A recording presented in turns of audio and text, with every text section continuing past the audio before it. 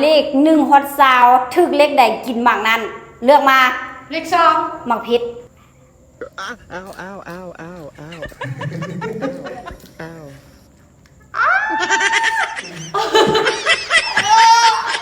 101ฮอตเล็กเช้า ฮอตเลขซาว ฮอลเลขเจ้า8บ่มีเลข8 ห้า เลข5ได้กินหมักแตง เลขหนึ่ง เลข1บ่มี เลข10เลข10ได้กินหมักเพชรอีกแล้วหวานเด้ ครับ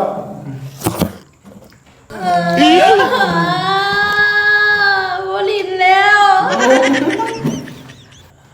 หก บ่มีเลข11 11บ่มี8 18บ่มี 12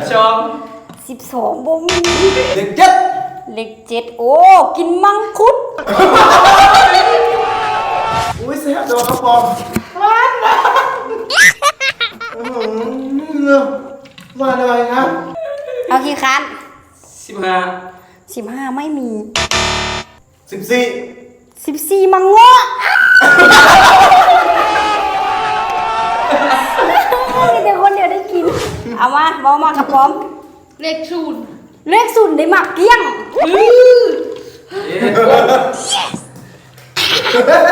เหลือแล้วกู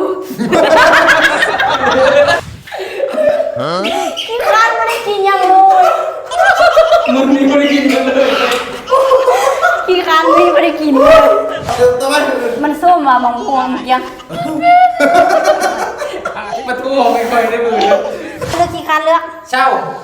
ซาวบ่มี ทีม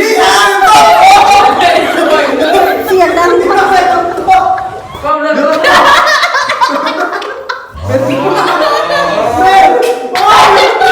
ต่อมาเป็นตัว16 16บ่มี เจ็ด 17กินหมักเพชร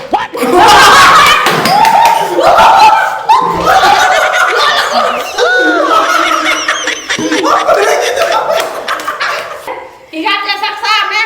นิสัยเก็บป่วยแอบเตะป่วย อันนั้นกินแต่หมักเพชร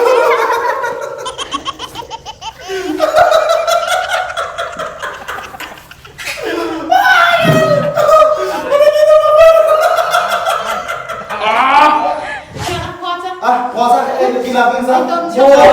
บ่มี ผมยาว สาม บ่มี สี่ บ่มี 15 อ๋อสุดท้าย 16 บ่มี 17 อ๋อสุดท้าย เช่า บ่มี 19 19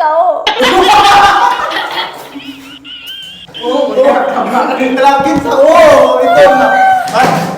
นี่ สำหรับเกมตัวนี้ก็จบเนาะผู้ที่ชนะก็เป็น